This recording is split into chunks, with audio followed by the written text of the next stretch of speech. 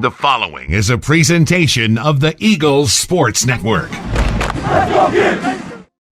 Hello and welcome to the 29th episode of Mossy Creek Conversations. Andrew Rogers, glad you've decided to join us for this edition of the podcast. I'm pleased to welcome in our guest for this episode of the podcast. He's a two-time first-team All-SAC, 2002 All-American outfielder, All-Region, also South Atlantic Conference Player of the Year and Division II Player of the Year in that 2002 season. That is Heath Mason. Heath, thanks for taking time out of your day to join us on the podcast. Thanks a lot for having me. It's a pleasure.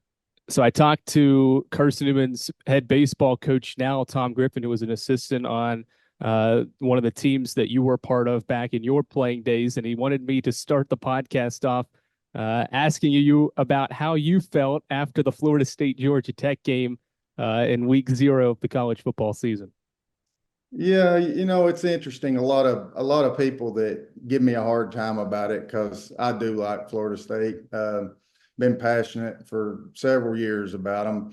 But when you play, on a different continent, literally, they tend to point the finger like that's going to define your season or define your identity. And there's some traveling things that go into all that. But, Georgia Tech had to make the trip too.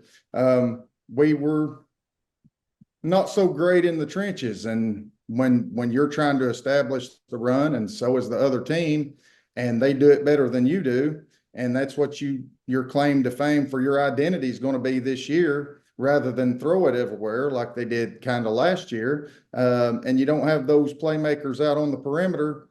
Sometimes it's you get pushed around. They kind of did the same thing to LSU last year, the first game of the season. Yep. So if you remember back, the second half, they kind of bullied LSU there. So it is what it is. It's a long season, a lot of ball left to be played. But I don't think Georgia Tech's the Georgia Tech of old either. I think this new coach that they've got them turned around, and he's an offensive line guy, and he wants to win the trenches too. So they finished on a strong note last year, and I think they'll beat some people this year. So nothing too much to read into right now. There's still a lot of ball left to be played, and as we know from last year, going undefeated may not matter either. So I don't look for too many teams to do that this year. And, everybody will have their shortcomings, I'm sure. You have people like that say, Brock Bowers is probably the best thing that's ever happened to them since Herschel Walker played there. Mm-hmm. And he's been there for the last 3 or 4 years, and he's not walking through their locker room this year either. Yeah, certainly with the expanded playoff too, there is probably some room for comfort with a couple of losses, whether it was early or late. Yeah, it probably doesn't really matter. Sure. Let's get into your story here, and let's start back in your high school days. Multi-sport athlete at McMinn High School, football and baseball. What was it like juggling those two sports? Well, I had some pretty good coaches as far as coaches that wanted to implement what playing multiple sports would do for a player and an athlete, as far as each one complementing the other, because they do teach you different things and different aspects. You get stuff from football that you may not necessarily gain in the other sports, and vice versa. So it's kind of like iron sharpening iron, and they wanted our athletes to actually play multiple sports, because and football teaches you the mental toughness and things like that some other sports may not teach you, and how to overcome that adversity when it's tough. How did being a multi-sport athlete feel and benefit yourself? How did you see that pay dividends when you're on the football field and having baseball complement it, and vice versa? Well, just the aggressiveness and the mentality that you have to instill in yourself to be able to play multiple sports. But when you're playing football, I mean, you have to be aggressive. In my case, I played at McMinn, so we're playing the highest classification back in the late 90s in the state of Tennessee, and I was playing linebacker at 190 pounds. I was a little larger than that when I actually finished up at Carson-Newman, and my growth spurt was a little bit later. But at 190 pounds, playing against Farragut and Oak Ridge and Murfreesboro, Riverdale, and people like that, that's got a lot of offensive linemen that's planning on that has letter of intents to sign Division I scholarships, and your ticket is baseball, and you're playing linebacker at that size, you learn real quick whether or not you're going to be cut out for it. Yeah. At what point did you realize or even think, I guess, that baseball would be the main sport you would choose and want to pursue at the next level?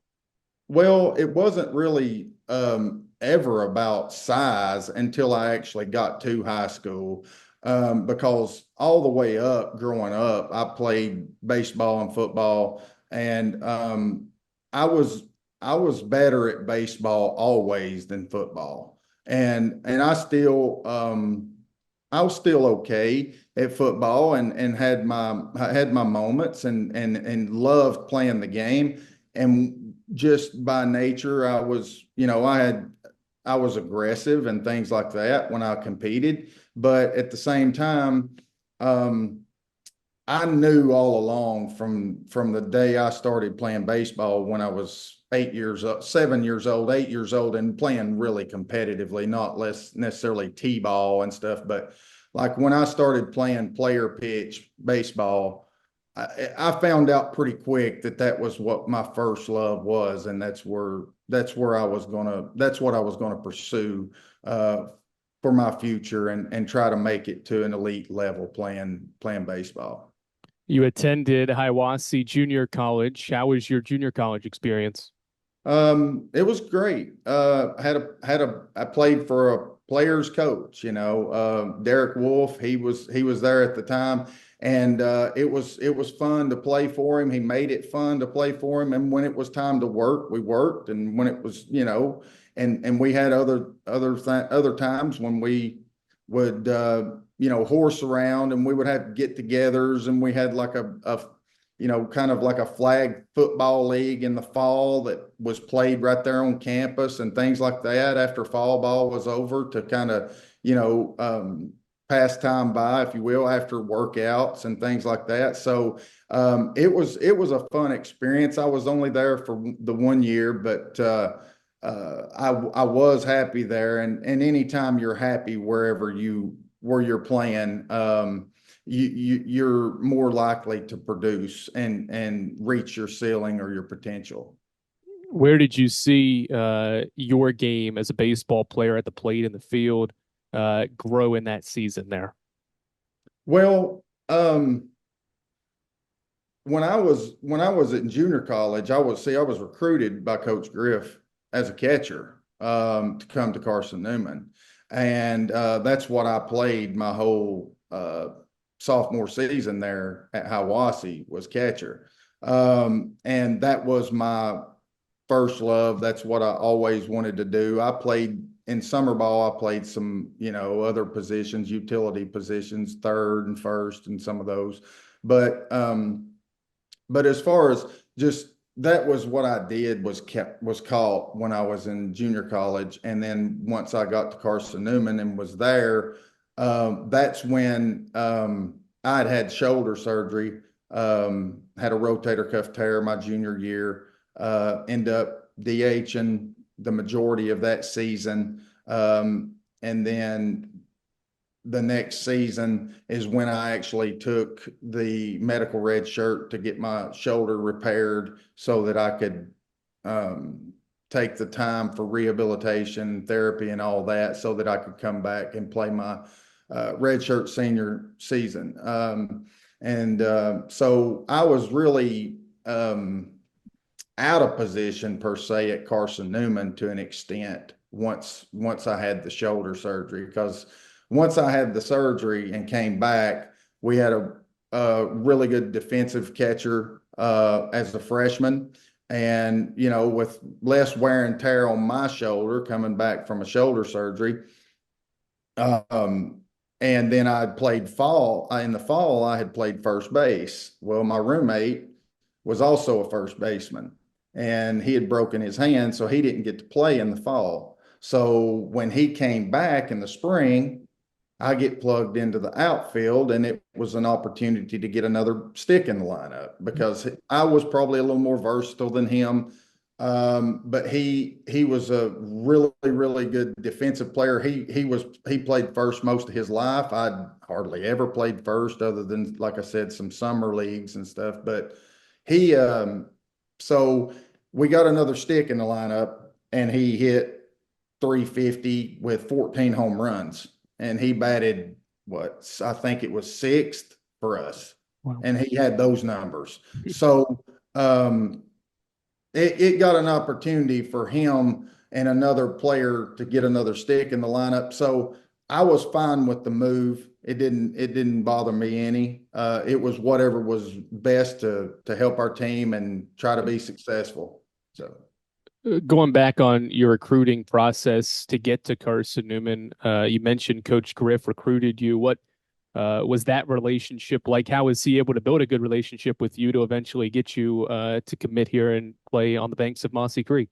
Well, actually, we had played against one another actually in summer leagues. He had played with the team, and I was playing with my former coach at Hiwassee on his team. He had a team together, and we had sort of played against one another actually. And so he had started recruiting me there, and from there had built the relationships, and then once I got to visit the school and everything, it was downhill from there, because I mean, once I got to the campus, I fell in love with it. So it was just small, just small enough and not too large, because academics was always something that I had to really, really work hard at in order to sustain decent grades. So me going into a class of 100 in an auditorium and having to send out emails to professors in order to ask questions, and you're just listening to a lecture over a TV, was not probably a route that I wanted to take. So there was a lot more personal one-on-one teaching and learning and things like that at Carson-Newman, and the fact that it was a Christian school, Baptist University, then it was pretty much a no-brainer for me at that point. Let's talk about the start of your Carson-Newman career. That 2000 season, hit 356, 47 hits, 4 home runs, drove in 37 runs. The team was second in the league. What allowed you right away? I know it was just from junior college to Carson-Newman, but what allowed you to have so much immediate success and be able to make an immediate impact once you got here? Well, it all starts with who's around you. I mean, you're only as good as the people that are around you, as far as when you're playing, and especially offensively when you're hitting. We had a really good team that year. They were just now coming off of a World Series appearance. They had lost a few players, but they had also returned several players from that team. And so when you step into a role like that, especially with it being your first year in the program and you're being a transfer in, people don't really know who you are in the conference. And so therefore, I mean, you get you may get a little bit better pitching, a little bit better pitches to hit per se. And they're more willing to challenge you rather than, give you a bunch of off-speed pitches and things like that you may struggle with when you take the next step to the next level. So I was fortunate to have players that were around me that were also good hitters, and that went straight on through my whole career at Carson-Newman, because as you well know, the next time I took the field at Carson-Newman, it was historic. Before we get into that 2002 season, you mentioned this just a little bit ago. Shoulder surgery, had to medically redshirt in 2001. How challenging was that to sit out that entire season and have to watch the team go out there? I think they were below 500 that season as well. So how challenging was that to have to sit out that entire season with an injury? Well, it's tough. Anytime you can't be out there playing and competing with the people that you prepared with all season, all off season, and then you show up out there and something's not right, and you know that something's not right, and then you have to just say, "Well, I'm gonna get my shoulder fixed, and then we'll go from there." And then I had a couple of setbacks that people may not know about that I have. I guess you would call it a bleeding disorder, thrombocytopenia, where my blood platelets don't necessarily clot the way they're supposed to. So they did, they did a platelet count on me and found out that they were critically low, like 120 to 400,000 is normal. Well, they were like 76. And so they couldn't do the surgery. He was like, "We can't do the surgery right now. We're going to have to get those up." So they tried to find out what was causing it. At the time, I went to see a hematologist, and they declared that there was not anything that was hereditary about it. Well, come to find out later in life, my dad had low blood platelets. My nephew had low blood platelets. My dad's sister had to have blood transfusions because of low blood platelets.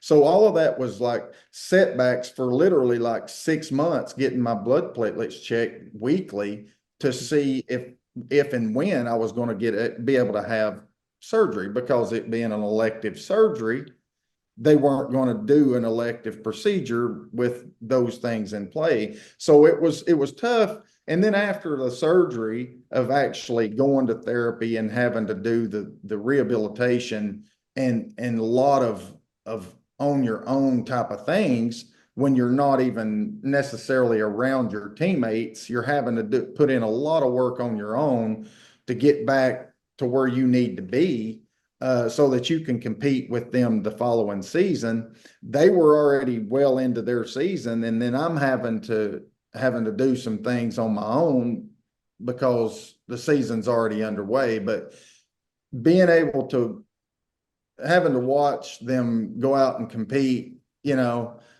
fortunately for me, I had not already used a red shirt year, so I had a medical red shirt that I could use, so that I was going to be able to come back that fifth season and play my senior season. But yes, it's pretty tough to watch when you're not used to sitting out any seasons pretty much your whole life, especially due to an injury.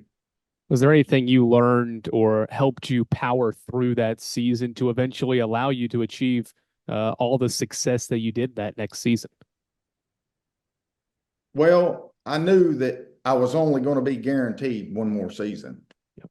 And I know everybody's dream is to go out and play professional baseball when you're and when it's all said and done and things like that, whether it's a frontier league or whether it's getting drafted, or whatever round it is, if you get drafted at all. And I knew that that was my only opportunity to be guaranteed one more season, that I could go out there and embrace that season so that I could go out with the greatest season that I ever had. And that was my goal, so that I could look myself in the mirror every day and say, I did all I could do. And if I get drafted, I get drafted. If I don't, I don't. But at least I get my degree and my education and be able to get into teaching and coaching, so that I could give something back to the game that's been good to me. So certainly that 2002 season was pretty spectacular, not just for you, but also for the team. We'll start for you individually, though. Hold the record, still there at 96 hits in a season, along with 80 runs batted in and 180 total bases, second most home runs by a player that season as well. You hit 20 of them, hit 402, only walked 18 times, which I was surprised by, hitting cleanup, surprised they didn't pitch around you more. But how in the world were you able to put a season like that together Yes, your first year was great, but the power was there and the consistency certainly was as well. Well, it's like I go back to from the junior season there, when I was saying that you're only as good as the players that you have around you. I mean, we hit 97 home runs as a team. Yep. My 20 home runs was just a drop in the bucket. Because if you're batting cleanup and you get 258 plate appearances, that's a lot in 58 games, because somebody's getting on base in front of you, because you might get those at bats or those plate appearances or at bats if you are a first or second, place hitter in the lineup. But if you're batting cleanup, a lot of things have to go good, because I mean, if not, there's a scenario where you don't even bat in the first inning.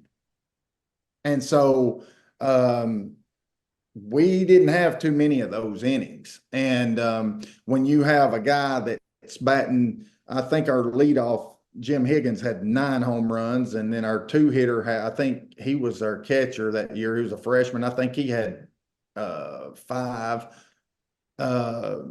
Aaron Schaefer had 14. He played left field. He batted third. And then I had 20. And then Jared Hubbard batted 5th behind me and had 15 and batted 385.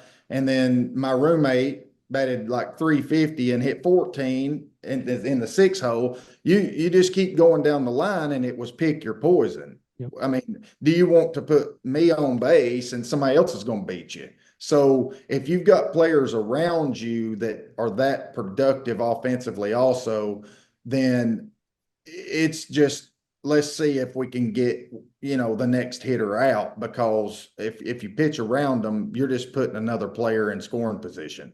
Yeah. And that's kind of what it all came down to. And as far as the walks, I didn't walk a lot. That was just simply the aggressiveness and the approach that I took when I went up to hit. My approach was always, don't get 2 strikes on you. A lot of people, especially a cleanup hitter, they're going to take a ball on the middle half to outside part of the plate with no strikes on them, or with no count. Yep. And that call may be, they may get that call to strike. Well, if that pitch is up around the belt and I can extend on that pitch and hit it opposite field, I don't care what the count is. The best success that I can ever have is hit a ball hard somewhere before I ever get 2 strikes on me. Because then I don't have to worry about trying to hit a bunch of junk from the pitcher and hit what pitch he wants to throw. I get to hit, it may not be the perfect pitch, but it's, if it's good enough, I'm going to be swinging at it.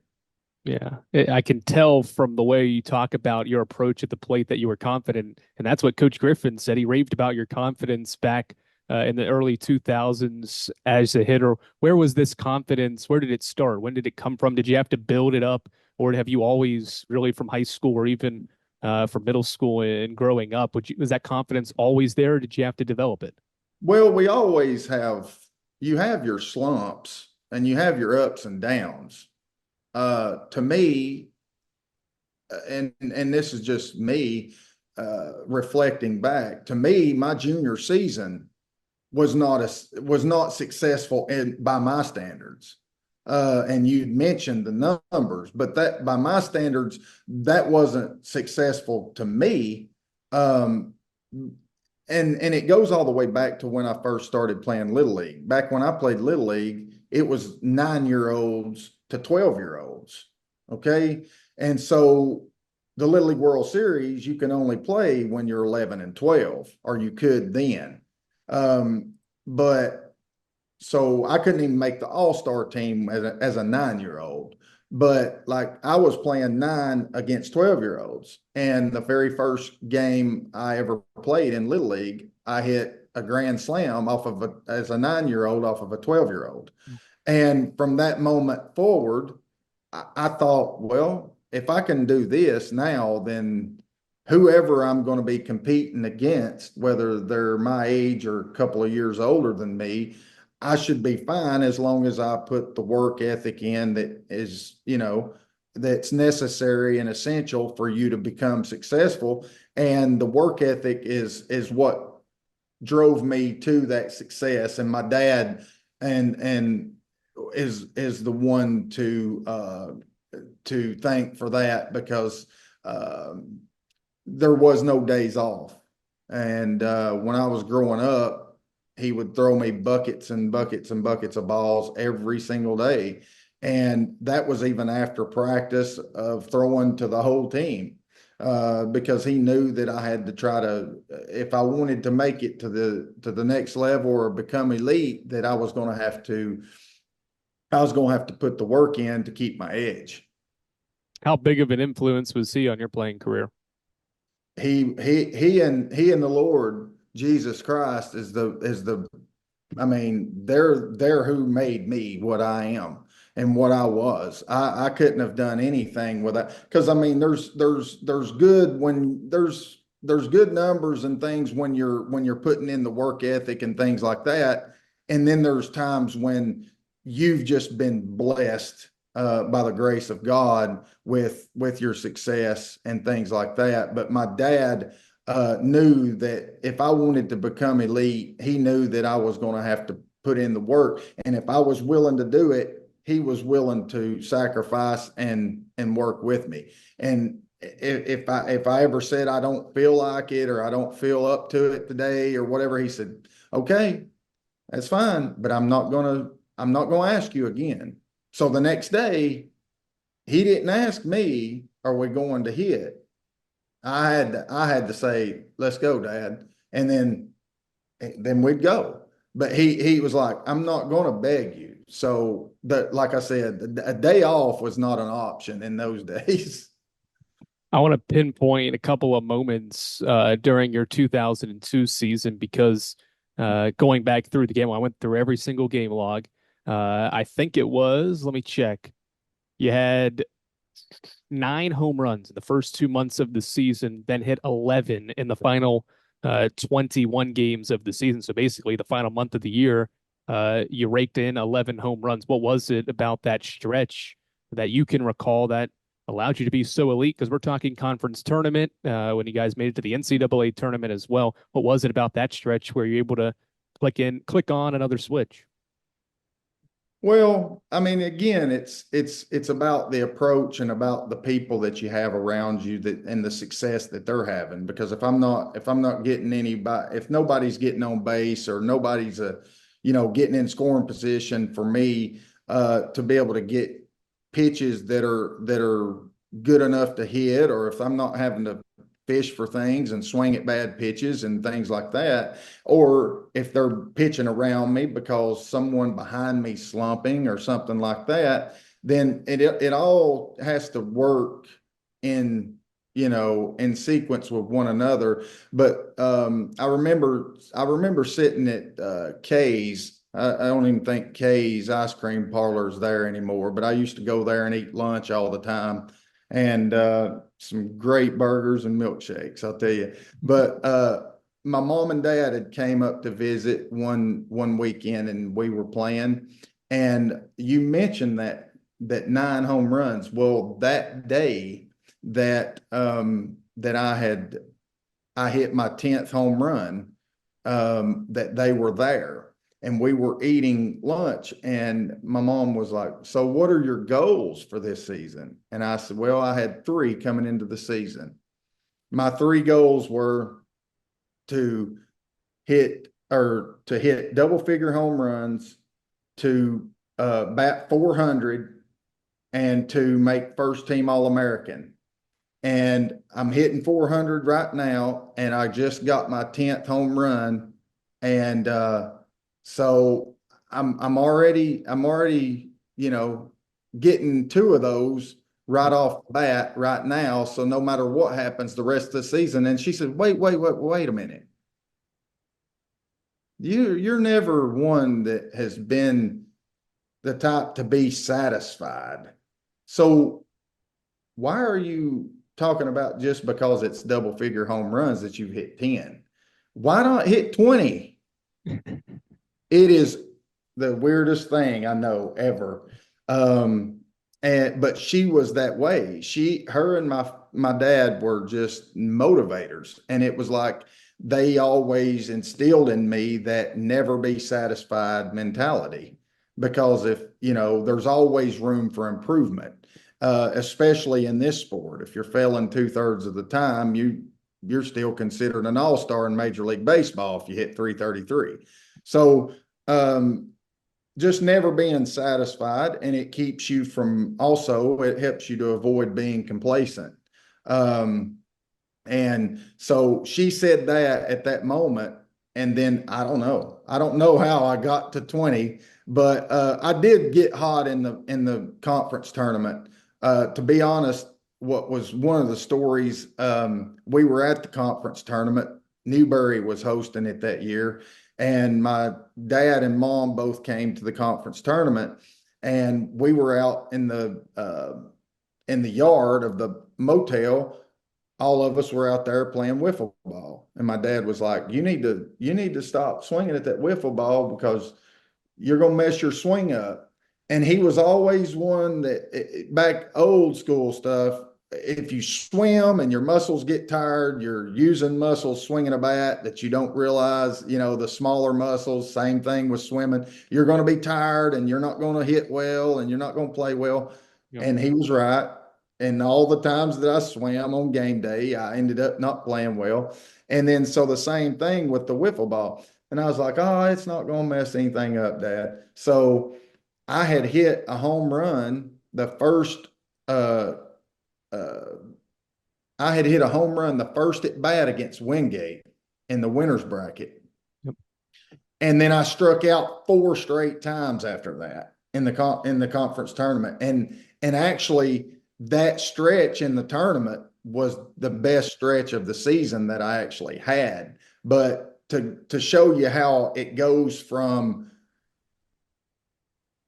you not really having anything to do with your success as a hitter, you just keep treating each at bat like a new one, because you can hit one home run and think that you're getting ready to have a really good game or a really good night, and before you know it, you've struck out 4 times in a single game.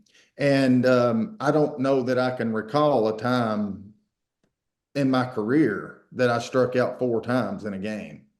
Nope. So it was kind of ironic that he said that too, but so. It's funny that you bring up the Wingate game there in the conference tournament. You hit a home run in that game, but the next day you had to win 2 to win the conference, the South Atlantic Conference Tournament Championship. You beat LR, and then you take care of Tusculum, a game that you hit 2 home runs in. What stands out about that tournament run, maybe even that final day where you had to win a couple of games to secure the conference crown? I remember the Tusculum game, the 2 home runs I hit. There was a school or a building or like an indoor facility or something behind the left center field fence at Newberry Field. And so a guy actually brought me both of my home run balls after the game was over. And they were both wet. So there's a pool on the other side of that building. And where you're standing, even in the dugout or even like in the batter's box, like the building, the angle that it's at, you can see the ball like hit on the building, on the top of the building. And so he had brought me those balls back, and they were wet. And then so and knowing that was the last, one of the last moments that I was going to get to play the game, or was guaranteed to play the game, because we had to wait to see if we were going to get a bid to play in the region, and the region was hosted in Tampa that year. So we were just wait and see type of thing. And so at that moment, you don't really know, and nothing really sets in until it's all over that, hey, this may be one of the last games that I ever get to play. Just putting it into perspective about the opportunities that may or may not come up with playing professionally or whatever. I mean, I think what's not the percentages are not favorable to do that. And so I was just hopeful and hoping that we got an opportunity to go play in the region tournament at that point. But yeah, I had actually played against a couple of guys on Tusculum's team that I had played some summer ball with and against back when I was 16, 17, 18 years old. Um, Casey Taylor I think he played for Clinton or something like that when I played for Knoxville Stars or Knoxville Thunder, one of the two, maybe both, in summer league ball. And so he played for Tusculum during that time. So it was kind of, an opportunity to stay in touch, but also to, be able to get one over on him there in that situation. But yeah, it was all fun. The tournament was really a really good thing, because when you're wanting to play in the postseason and extend the postseason, you've got to be peaking at the right time as a team, and we were. We were all peaking right at the right time, and the numbers reflect that. And so we really were riding a lot of confidence going into the hopes of being able to extend our postseason to Tampa. You mentioned postseason play, but also peaking at the right time. That year's team had, I think, two 7-game winning streaks. One was relatively early in the year, but there was a second one there, I think, in the middle of April, might have been leading up into the conference tournament. What allowed you in that group to click at the right time and maybe play your way into that regional berth? Well, baseball is a game of stretches. I mean, you're not going to just continuously win and win and win. You're going to, but if you can avoid losing streaks, and if you may have a hiccup one or two games or something like that, but if you can refocus and get back on the right track and just continuously putting the work in and the execution every day, focusing on just executing on the small details of the game, there's a high likelihood that you're going to be able to continue on the path you need to in order to be able to put together some winning streaks. Because I mean, the talent was there, the numbers were there. There was no lack of that with our team. So it was about paying attention to details and trying to make sure that we stayed focused and executed both offensively and defensively, whether that be well, we're not hitting it today, so we're going to have to manufacture some runs. And if that means we need to get a bunt down to get runners in scoring position, there's other ways that you have to use as a weapon in order to be successful, in order to win some close games when maybe you're not having the greatest day at the plate. For you, that season accolade wise, I prefaced with it at the beginning of this podcast. The second time you were a first team All SAC player, All Region in that 2002 season, SAC Player of the Year, but you were also the NCAA Division II Baseball Player of the Year. What was it like finding out that news, and what was that moment like? That was epic. I never would have in my wildest dreams have imagined that was something that would have been a possibility, that I would have been able to receive national recognition for something like that. Because not only is there a whole country of other really, really good, talented baseball players out there that were also competing at a high level, but I was surrounded by 9 of them on my own team. And so, when you're looking at the numbers of the people that are batting literally one player in front of you and 1 and 2 players behind you in the lineup, you look at your own team and say, well, I haven't really separated myself from my own team that much in the numbers that reflect that. So I'm sure somebody across the country has better numbers than I do, but I never would have, never would have dreamed or imagined that was something that I would be informed of, because if that's something that's on your mind, that crosses your mind, it's not going to happen, because you're going to constantly be trying to do things for your own stats rather than what's best for the team, and just trying to do whatever you need to do to sustain success within your team and be a contributor in that aspect. Because if you've got things like those accolades in the back of your mind that you're trying to win, or you're trying to get, then it's likely not even going to happen. That's why I said earlier with when my mom said that the 3 goals that I had was to bat 400, to hit double figure home runs, and to make first team All-American. I didn't think those accolades were out of reach or out of the ordinary. And that's why I kept it more general rather than something that's so far-fetched as, well, I'm going to try to be national player of the year type of thing. There's a time when you've got to be at least a little bit humble.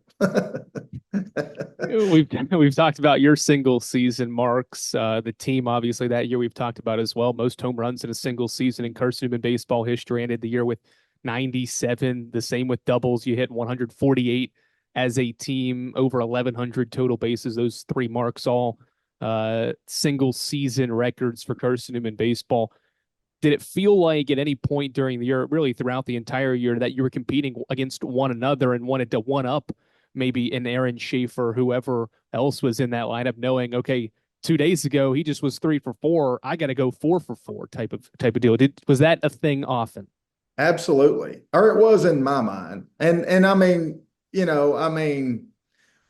I'm sure they're competitive guys too. And I know me and my roommate were kind of back and forth doing that, Jason Sutherland, but at the same time, it was like, we weren't like digging each other or trying to take shots at each other. It was just kind of like, hey, yeah, you got me today, but I'm going to come back and try to get you, the next game. And I find it kind of odd too, that when I was kind of going through and reflecting back on that season, even shortly after the season ended,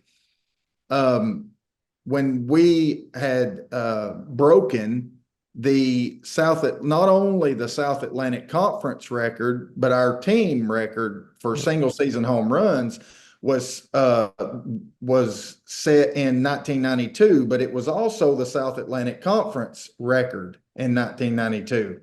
And so our team 10 years later broke that record. Well, that record was 79. And it just so happens that my 15th home run that season was number 80. Mm-hmm. And so I kind of thought that was pretty cool too. And it was at home at Carson-Newman, so. Who'd you play that day? Huh? Do you remember who you played? I think we played Presbyterian. I think it was Mars Hill. Mars Hill is what I have written down. Yeah, you're right. Your memory's spot on, by the way. Yeah. Because I had to keep track of the 11 home runs in the final 21 games. So I'm sitting here and you're like 15th home run that day. I'm like, yeah, that's right. Right. So spot on. But yeah, Mars Hill, it was, because that was the last series that we had going into the conference tournament. I actually caught the final out too for that when we ran in to do the dog pile. So against Mars Hill, I've got a picture of it. But like I said, I I had my shortcomings as an outfielder. That wasn't my first calling as far as being able to, get the job done defensively. But I mean, I did okay, I guess. Not too bad. Certainly, it wasn't just the guys in the batting order that were good. Matt Husky was your team's ace, the starting pitcher. He was an all-region pitcher. Ryan West was an all-region closer. How did those guys? Did you face them in practice? And if you did, how did they help you and the team grow as hitters that season? Well, when they know your weaknesses, it's very challenging. And they pitched to those weaknesses because, like I've said earlier, iron sharpens iron, and it's you got your best against your best, and you're playing inter squad games, or you're having the orange and white World Series there in the fall and things like that. And back then, even we would use we were allowed to use like wooden bats and stuff during those inter squads and stuff. Um, but yes, Ryan West was one of the best closers in all of the country. Matt Husky was a very good starter for us. Gave us stellar performances on the week. He was a weekend starter. I think he was also an All-American selection that year. So yeah, our pitching staff was spot on too. And when we did inter squad, it was like the pitchers trying to get the better of the hitters and vice versa. That's just what you do. And so with that being said, I think they made us better as hitters, and what we needed to improve on is exposing our weaknesses as a hitter, and what we needed to sharpen up on with our skills. And I think we also presented a challenge for them on how to pitch hitters on other teams. Yeah.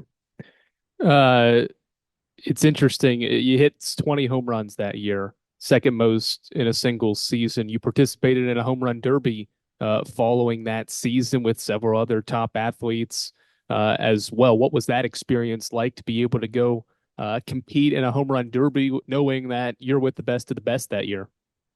Well, it was an exhilarating experience to be able to go out and compete and showcase your talents alongside the other participants that were in the home run challenge there in Omaha, Nebraska.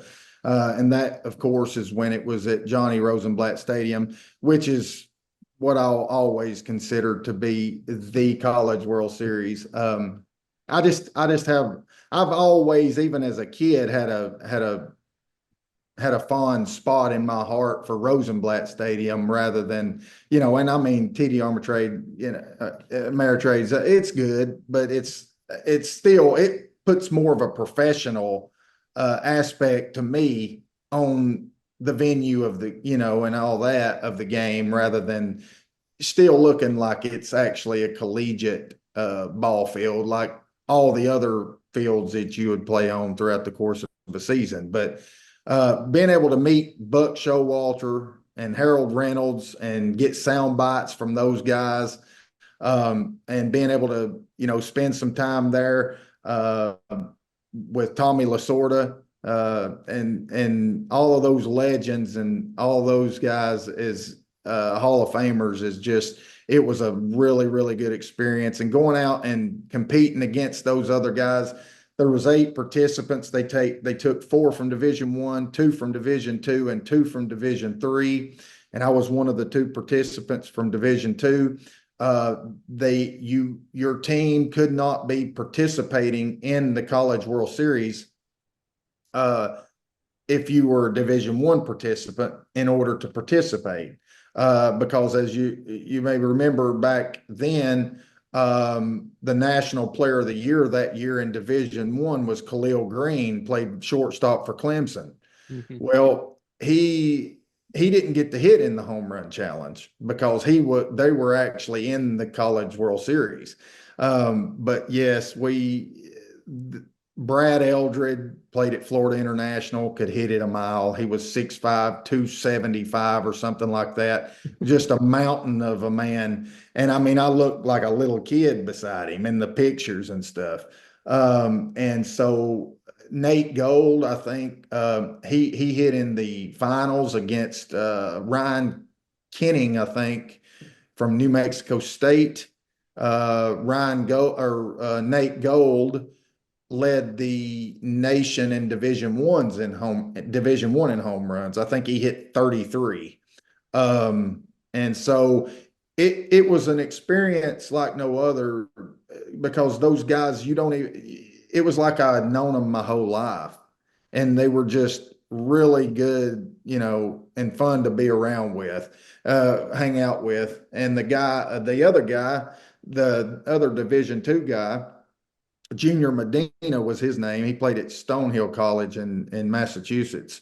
And it was awesome. It was a really, really fun experience to be able to go out and be able to represent Carson-Newman and try to showcase my abilities for the university and for my teammates. We'll circle back around to Carson-Newman University to wrap things up here with the final couple of questions. Are there things that you recall from your former coaches, teachers, whether they're professors at Carson-Newman, that you now instill that help you become a quality community member in what you do every day? Yes, just like the teachers and coaches both have taught me to that teaching and coaching kind of go hand in hand. A lot of people nowadays. I teach physical education and coach baseball, and so it's like a lot of times physical education teachers, they're considered gym teachers and all these different, off the wall names, because they're notoriously back in the day known for rolling a ball out to the kids and kicking back in the recliner and reading a newspaper. Carson-Newman taught me that that is not the case. We are not going to call we're not going to call physical education PE. We're not going to call it phys ed. We're not going to call it gym coaches or gym class or anything like that. Put some respect on it, because we're going to teach the same way as the math teacher teaches, by the same rubric, by the same standards, by all of the things that you are evaluated on by your administration.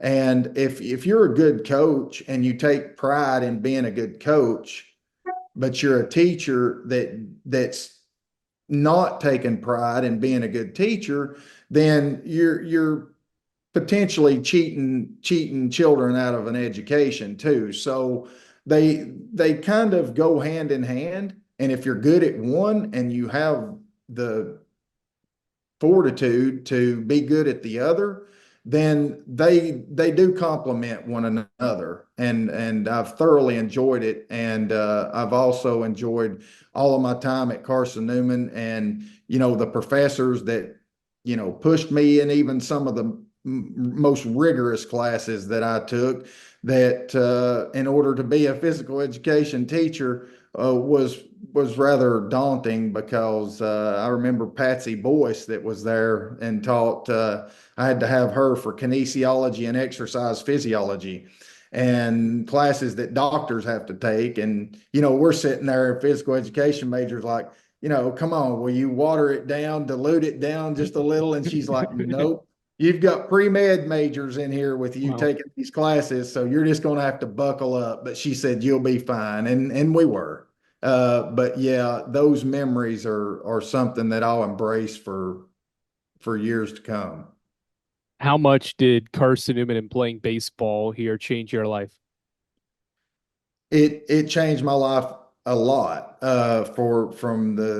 from meeting all of my teammates, meeting the people that were, like I said, the the professors and people that I had there and the coaches, and all of the hard work that they put in, and instilled in us, and just being able to uh, speak openly about your religion and things like that, and it being a Christian school and being able to go to chapel. I don't know if they still do chapel there, but we had to get a certain amount of credits for chapel and all that. And that's a good thing. And in the world and society we live in today, that's not necessarily always accepted by everybody.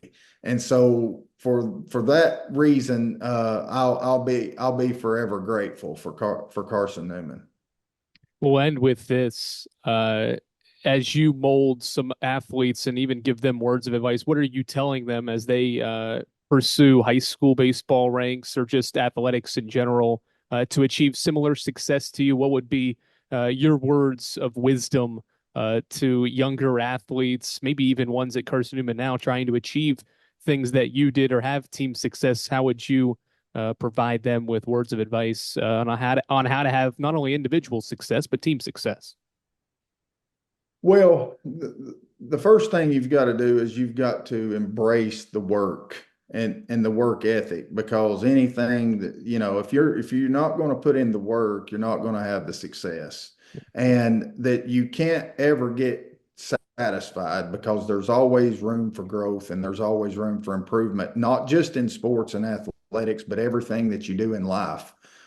Your job, there's going to be room for you to grow and get better and sustain the success within your profession or whatever vocation you choose to pursue. But at the same time, if you can avoid complacency a lot by just continuing to strive to be better each and every day and never being satisfied, and to just tell the youngsters to don't put all your eggs in a basket of, I'm going to go play pro baseball or some pro sport or this, that, or the other. You need to find something that you can get an education in, that you're going to be able to be happy and successful at.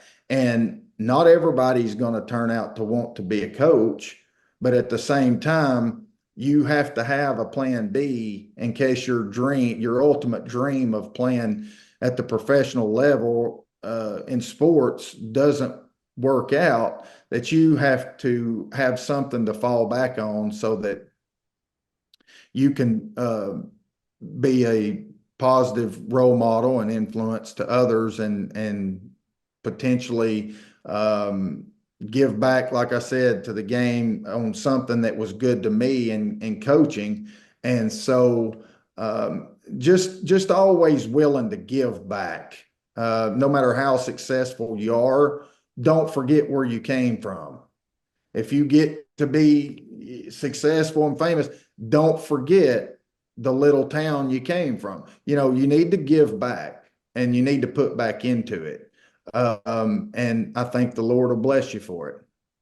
Heath, this was wonderful. I enjoyed going back and reminiscing on your incredible time here at Carson-Newman.